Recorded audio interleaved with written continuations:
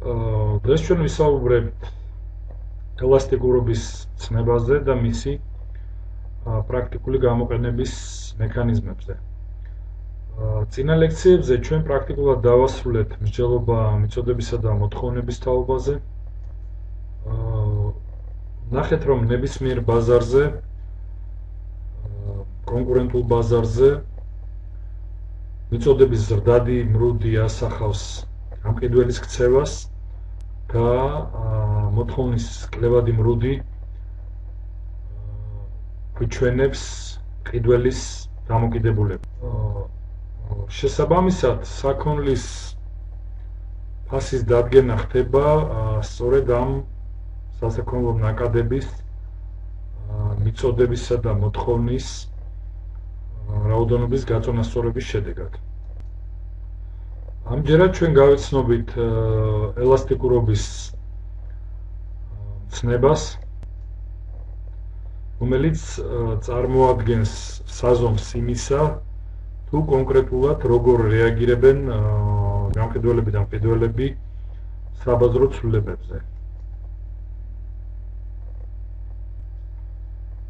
შესაბამისად, ელასტიკურობა ეს ინსტრუმენტის საშუალებას მოგცემს ჩვენ უფრო მეტი სიზუსტით შევაფასოთ მიწოდებისა და მოთხოვნის საფუძველზე ბაზარზე მიმდინარე ცვლილებები.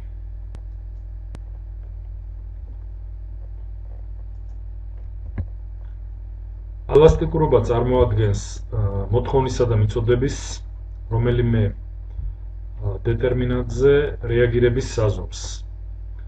როგორც ითქვა, იგი ჩვენ დაგვეხმარება უფრო საფუძვლიანად გავაანალიზოთ მიწოდებისა და მოთხოვნის შედეგად ბაზარზე განვითარებული მოვლენები და წარმოქმნილი ცვლილებები და კონკრეტულად ის თუ როგორია რეაგირება ერთი მხრივ გამყიდველისა ბაზარზე საქონლის მიწოდების პროცესში, ხოლო მეორე მხრივ უკვე მყიდველისა აი ამ საქონელთან მიმართებით საკუთარი არჩევანის გაკეთებისა.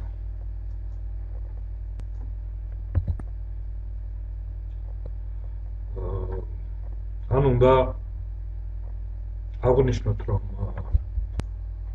ფასის მიხედვით წარმოსახავს სიდიდეს იმისა, თუ როგორ იცვლება მოთხოვნის მოცულობა ფასის ცვლილების საფუძველზე, ანუ ფასის ფაქტორის ზეგავლენით. ამბობენ, რომ ფასის ცვლილების შემთხვევაში მოთხოვნის სიდიდეზე, ასევე ცვლილების დაფიქსირების ყალობაზე ეს საქონელი ფასდება როგორც ელასტიკური. ანუ კონკრეტული სახის საქონელი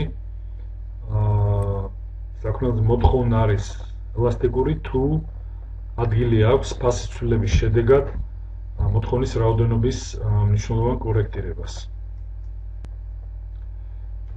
მოთხოვნის ელასტიკურობა ფასის მიხედვით არის უკვე ნათელი მაჩვენებელი იმისა, თუ როგორია დამოკიდებულება მყიდველისა გარკვეული საქონელისადმი და რამდენად სურს მას თავისი დამოკიდებულება შეცვალოს ამ საქონელის მიმართებით ისეთ შემთხვევაში, როდესაც ფასის ცვლილებას აქვს ადგილი. ანუ მარტივად რო ვთქვათ, ფასის ფაქტორის ზეგავლენით რამდენად მყიდველი შეელევა აი ამ საქონელს და ცვლის თავის სურვილს იმის და მიხედვით, თუ რამდენად მისაღებია აი ამ ფასის მოცულობის ცვლილება. საბოლოო ჯამში ეს მოვლენა წარმოადგენს ანუ მყიდველის მიერ თავისი დამოკიდებულების ასე ვთქვათ კორექტირება ამ საქონელთან მიმართებით კონკრეტული საფასო სეგმენტის ფასების მერყეობიდან გამომდინარე, ეს ყველაფერი წარმოადგენს მრავალი ფაქტორით განპირობებულ გადაწყვეტილების პროცესს.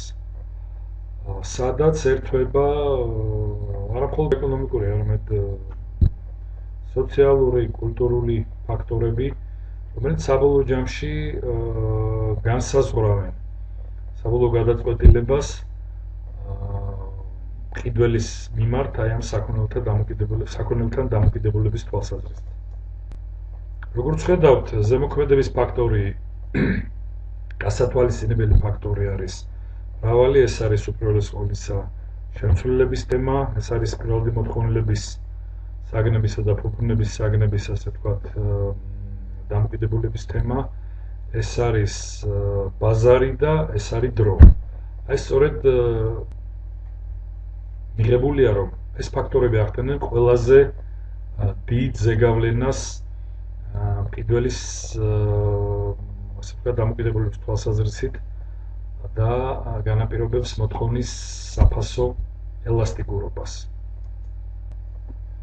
სლაიდზე მოცემული ფაქტორები წარმოადგენენ, როგორც ვთქვით, აი ამ პროცესის განსაზღვრელ, ანუ დეტერმინანტ ფაქტორებს, დეტერმინანტებს და ჩვენ ალბათ უპირიანი იქნება თუ მცირეოდენ ყურადღებას დავუთმობთ თითოეულ მათგანს, გამომდინარე იქიდან, რომ ზუსტად გავაცნობიეროთ თუ რა სახის, ასე ვთქვათ, ზეგავლენა მოსდევს აი ამ თითოეული ფაქტორის მოქმედებას. ახლოს შემცვლელების თემა ჩვენთვის საკმაოდ ნაცნობია ყოველდღიური ცხოვრებიდან და ჩვენი პირადი დაკვირვებიდან. ეს არის, ასე ვთქვათ, კატეგორია ესეთი საქონლისა, რომლებიც ერთმანეთს ადვილად ენაცვლებიან იმ შემთხვევაში, თუ ერთი რომელიმე მათგანი ხასიათდება გაძვირების ტენდენციით და შესაბამისად მოსახლეობა, ანუ მყიდველი ადვილად იღებს გადაწყვეტილებას ერთი საქონლიდან მეორე საქონელზე გადართვის თაობაზე. ჩვენ შეგვიძლია აი ამის კლასიკურ მაგალითად განვიხილოთ საკვებ პროდუქტებში კარაქი, მარგარინი, როდესაც კარაქის გაძვირებას მოყვება აი ამ პროდუქტის შემცვლის უფრო იაფი ფასის მქონე შემცვლელზე მაქსიმალური გადართვა და კონცენტრირება. ანუ ჩვენ შეგვიძლია დავასკვნოთ, რომ საქონელი, რომელთაც ეს კატეგორია ახლოს შემცვლელები გააჩნიათ, ეს საქონლის ეს კატეგორია და ჯგუფი ხასიათდება მოთხოვნის გაზრდილი ელასტიკურობით. ანუ საფასო ცვლილება ერთი სახის საკვებ პროდუქტში, ისე გაძვირების თვალსაზრისით სასწრაფო წესით იწვევს მაქსიმალურ გადართვას უკვე მეორე საქონლის მოხმარებაზე.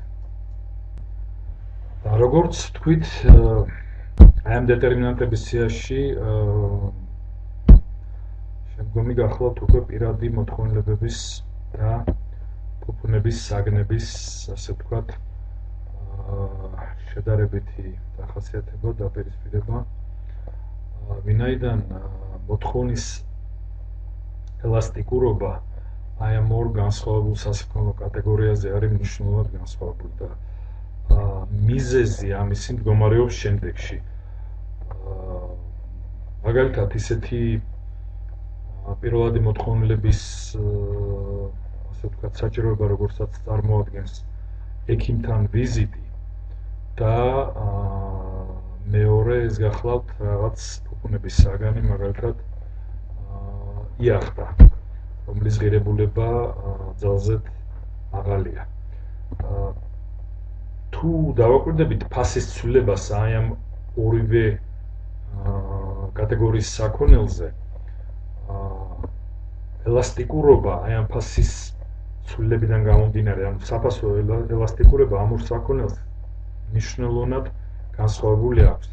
მაშინ როდესაც პირადი მოთხოვნილების საგანზე ფასის ცვლილებას, ანუ გაძვირებას პრაქტიკულად მოთხოვნის შემცირება არ მოყვება.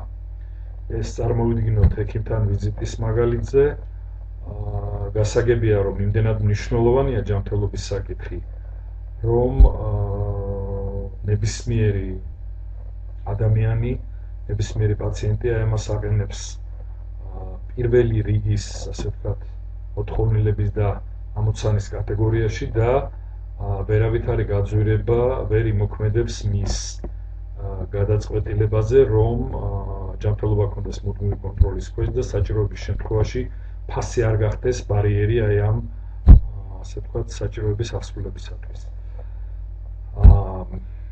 ამდენად შეიძლება ითქვას, რომ პირველადი მოთხოვნილების საგანზე ნაკლებია, ეს არის ნაკლებად ელასტიკური საქონლის კატეგორია, მაშინ როდესაც ფუფუნების საგნები ხასიათდებიან მნიშვნელოვანი ელასტიკურობით ფასის ცვლილების შემთხვევაში. იგივე ჩვენი მაგალითზე წარმოვიდგინოთ ფასის ცვლილება თქვათ აი მიახტაზე, რომელიც განაპირობებს ბუნებრივია ძალზე მრავალი პოტენციური კლიენტის მხრიდან, ყიდველის მხრიდან უარის, ასე ვთქვათ, დაფიქსირებას, უარის თქმას ამ შენაძენზე, ამ ინვესტიციაზე, ვინაიდან იახტით მოგზაურობა, მიუხედავად იმისა, რომ იგი არის განსაკუთრებული სიამოვნება, იგი არ წარმოადგენს სიცოცხლისათვის აუცილებელ და, ასე ვთქვათ, გადაუდებელ სიცოცხლის უზრუნველსაყოფად აუცილებელ წინაპირობას. ამდენად ადამიანები სულ უფრო და უფრო მეტი დაფიქრდებიან მაშინ, როდესაც ფასი აი ამ ტიპის საქონელზე, ანუ ფუფუნების საგნებზე იზრდება. ანუ მარტივად რო ვთქვათ, პირველადი მოთხოვნილებების საგნები მოთხოვნის საფასო ნაკლები ელასტიკურობით ხასიათდებიან, მაშინ როდესაც პირიქით ფუფუნების საგნები გაზრდილი ელასტიკურობის ასე ვთქვათ, მაჩვენებლებით ხასიათდებიან. რაც შეეხება ბაზრის ფაქტორს, როგორც ერთ-ერთ დეტერმინანტს მოთხოვნის საფასო ელასტიკურობისა, რა თქმა უნდა, ეს არის ძალზე მნიშვნელოვანი დატვირთვის მატარებელი ფაქტორი და იგი პირობითად დამოკიდებულია იმაზე, თუ როგორ ვახდენთ ჩვენ ბაზრის ფორმირებას. ანუ არსებობს კატეგორია პროდუქტებისა, რომელიც განეკუთვნება, ვთქვათ, ვიწრო ბაზრის კატეგორიას და შესაბამისად ისინი მაღალი ელასტიკურობით ხასიათდებიან, მაშინ როდესაც ესეთი ფართო, პირობითად ფართო ბაზრის მომცველი საქონლის კატეგორია ნაკლებად ელასტიკურია. ანუ ამ შემთხვევაში ჩვენ დაახლოებით წარმოვიდგინოთ ზოგადად საკვები პროდუქტი, მისი მნიშვნელობა ადამიანისათვის და აქედან გამომდინარე საქონლის ეს ტიპი შეგვიძლია ჩვენ ჩამოვაყალიბოთ როგორც ასე ვთქვათ ფართო ბაზრის მქონე საქონელი და ვერავითარ შემთხვევაში, ვერავითარ პირობებში ბუნებრივია ვერ ვიტყვით უარს ისეთ მნიშვნელოვან ფაქტორზე, როგორც არის ეს საკვები.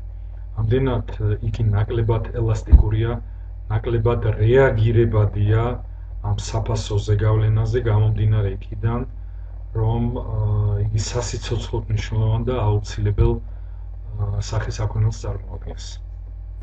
და ბოლო ფაქტორი, რომელიც მნიშვნელობას ახდენს საფასო ელასტიკურობის ფორმირებაზე, წარმოადგენს განეკუთვნება დეტერმინანტების ერთ-ერთ მნიშვნელოვან კატეგორიას, ეს არის დრო, ანუ დრო როგორც მომხმარებლის ადაპტირების საშუალება საფასო ცვლილებებთან. ბუნებრივია რიგი საქონლის ფასის ცვლილების შემთხვევაში დრო იმდენად მნიშვნელოვანი ფაქტორია, რომ გამომდინარე იქიდან ეს არის მოკლევადიანი, ასე ვთქვათ, მოკლევადა თუ გრძელვადა ძალზე მნიშვნელოვანია საბოლოო ჯამში ქცევა აი ამ მომხმარებლისა. ანუ მოკლევადაში მომხმარებელი არ იღებს ისეთ კატეგორიულ გადაწყვეტილებას და ფასის ცვლილების შემთხვევაში საქონლის მოხმარების რაოდენობა ან მისი ჩანაცვლება ხდება თანდათანობით. ეს არის ნელი პროცესი, ვთქვათ, რამოდენიმე თვის განმავლობაში, ან შეიძლება ზოგჯერ წლის განმავლობაში და მხოლოდ აი ამ გრძელვადიანი ფაქტორის საფუძველზე ხდება, ასე ვთქვათ, მოთხოვნის ელასტიკურობის დაფიქსირება. ამდენად ძალიან მნიშვნელოვანია დროითი ფაქტორი, იმ თვალსაზრისით, რომ ეს არის მოკლევადიანი რეაგირება თუ